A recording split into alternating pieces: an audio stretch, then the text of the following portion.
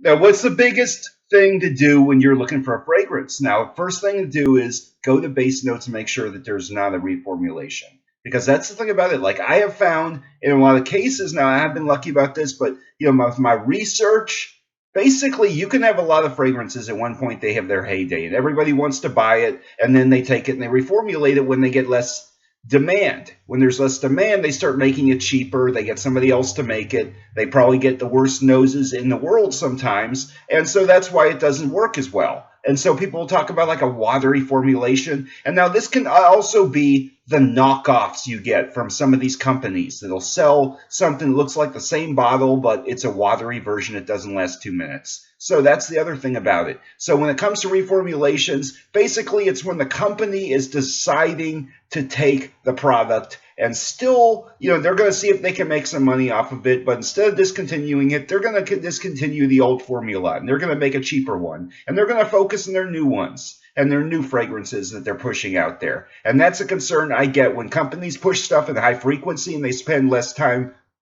basically trying to go in there and really do it. It's like a fake ad on the internet or fake things on the dating site. It's all the fakes on the dating site, just like this with the fragrance companies. They go in the magazine ads making you think this is what you need, and then next thing you know it's no different from anything else you have, or it has an offensive quality to it that you find out that is kind of why they aggressively pushed it, because they couldn't exactly sell it if somebody smelled it on the street from somebody. So this is the thing about it. When I look at money grabs, there's a lot of different forms of this. You can have, basically a lot of times niche fragrances have better formulations, better quality. But, this is a scale. Like not all niche fragrances are going to be 100% better than a non-niche fragrance, and not all department store fragrances are going to be better than like a cheapo knockoff or a drugstore fragrance, because it's all going to depend on what you are buying and who's making it. But the reformulations often take a good fragrance. At one point, people love the pieces,